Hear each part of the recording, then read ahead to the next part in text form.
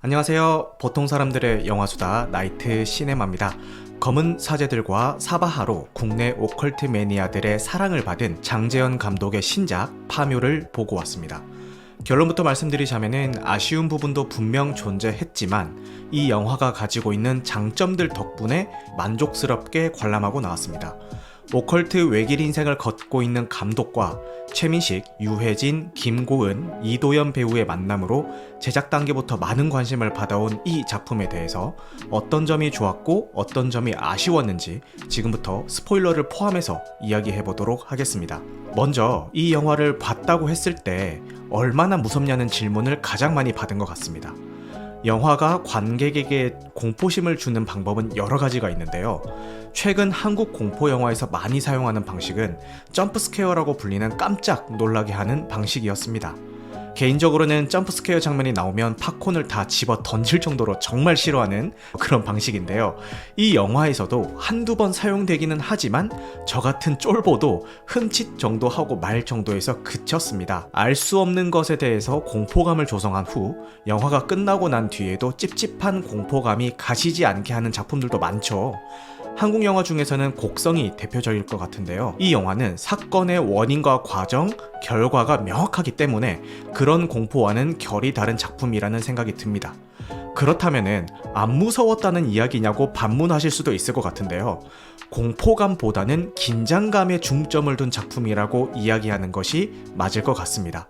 빌런으로 분류될 수 있는 것들의 실체를 비교적 빨리 공개를 해버리고 상영 시간 내내 긴박하게 흘러가는 내 인물의 고군분투를 보여주면서 보는 이로 하여금 손에 땀을 쥐게 만드는 연출들이 훌륭하다라고 느껴졌습니다. 이 작품이 만족스러웠던 큰 이유 중에 하나는 캐릭터 구축과 캐스팅입니다. 김고은, 이도현 배우가 연기하는 화림과 봉길은 꽤 인지도 있는 젊은 무당 콤비입니다. 이 둘은 기존 한국 영화에서 다루는 무당의 이미지에서 탈피한 새로운 모습을 보여줍니다. 체력 관리를 위해서 힙한 헬스장에서 운동을 한다거나 고무신이 아닌 캔버스화를 신고 마샬 스피커를 사용하는 구판의 연출은 기성세대가 어색하게 끼워 맞춘 신세대 이미지라기보다는 진짜 요즘 세대 무당들은 저럴 것 같다라는 모습을 센스 있게 연출을 하였습니다. 최민식 배우가 연기하는 풍수사 상덕은 전체적인 극의 흐름을 이끌어가는 인물입니다. 오컬트 장르의 특성상 논리적으로는 설명하기 힘든 사건들이 연속되는데 주인공 무리에서 상덕이 중심을 잘 잡아주기 때문에 이질감 없이 극이 전개가 된다라고 느꼈습니다. 상덕이 계속 피우는 권렬형 전자담배도 흥미롭게 보였는데요. 이거는 좀 끼워 맞추기식이 될 수도 있으니까 미리 양해를 부탁드리겠습니다. 작품에서 중요한 요소로 사용되는 음량 오행에서 전자담배 본체는 쇠, 담뱃잎은 목, 담뱃잎을 태우는 열은 화, 담배를 입에 물었을 때 묻는 침은 술을 나타낸 게 아닌가라는 생각이 들었습니다. 유해진 배우가 연기하는 영근은 대통령장의 염까지 진행했을 정도로 이름 있는 장의사입니다. 상덕과는 막역한 사이로 그려지고요. 다소 심각해질 수 있는 극의 분위기를 환기시켜주는 역할과 동시에 중요한 순간에 결정적인 어시스트를 하는 없어서는 안 될 인물입니다. 이런 인물들의 관계는 차로 설명이 됩니다. 초반에는 활인과 봉길, 상덕과 영근이 짝을 지어서 차로 이동하지만 무덤 사전 답사를 마친 이들이 파묘를 진행할 수 없다는 상덕을 설득하면서부터 한 차에 타게 됩니다. 이때 인물들이 차에 타는 위치가 흥미로운데요. 운전석에 탄 상덕은 앞으로 일어나는 사건들의 운전대를 잡은 인물이라는 것을 암시하고 조수석에 탄 영근은 상덕 옆에 바로 붙어서 도와주게 될 인물이라는 것을 암시합니다. 조수석 다음 상석인 조수석 뒷자리에는 살짝 떨어진 곳에서 활약하게 될 화림이, 그 다음 상석인 운전석 뒷자리에는 아예 멀리 떨어진 곳에 있게 될 봉길이 타게 됩니다. 앞서 말씀드린 것처럼 이 영화는 사건의 원인과 과정, 결과가 명확한 작품입니다.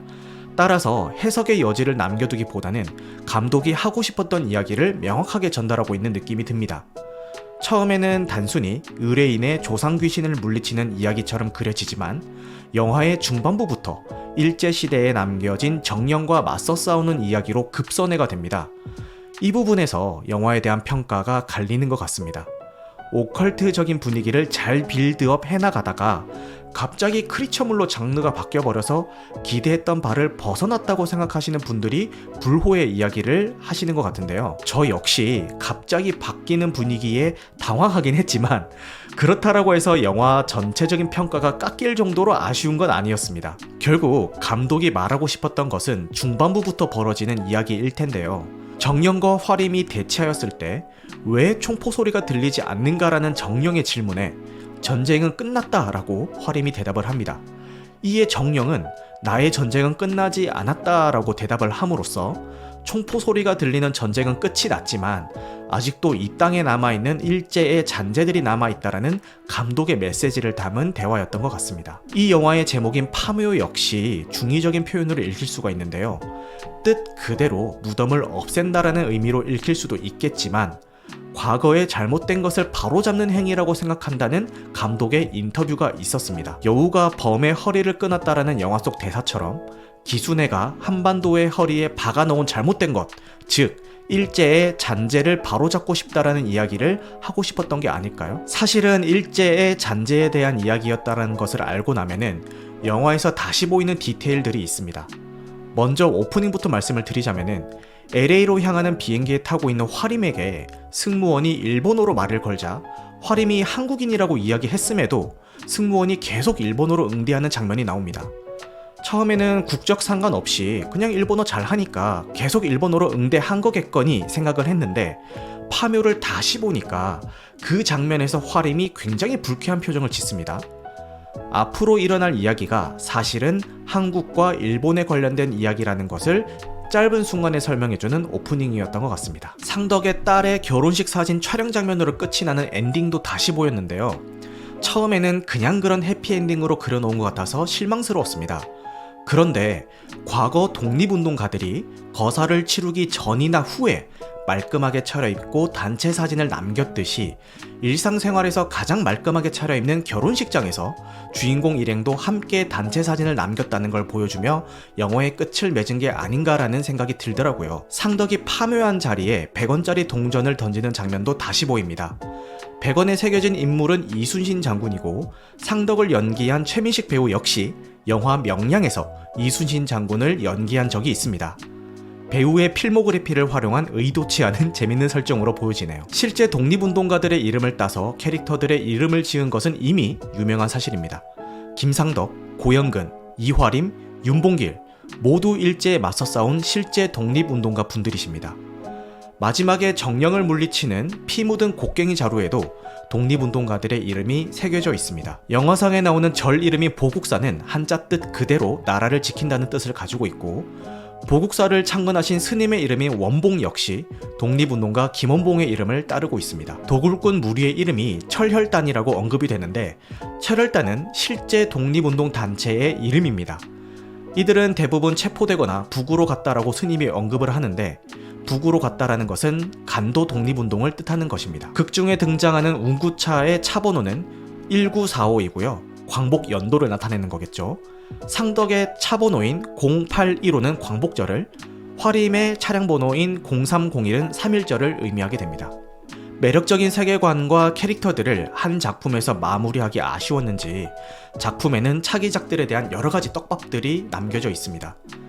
화림이 과거에 일본에서 겪었던 일, 3년 전에 이 4인방이 뭉쳤던 사건, 봉길이 신병을 얻어서 야구를 그만두게 된 사연, 김선영 배우가 연기한 광심이 임신한 아이의 이야기, 광심과 함께 화림을 도우러 온 학생무당 자해의 이야기. 물론 이런 설정들이 추후에 모두 활용될지는 알 수 없습니다만 저 역시 이 설정과 캐릭터들을 한 작품에서만 보기는 아쉽다라는 기분이 듭니다.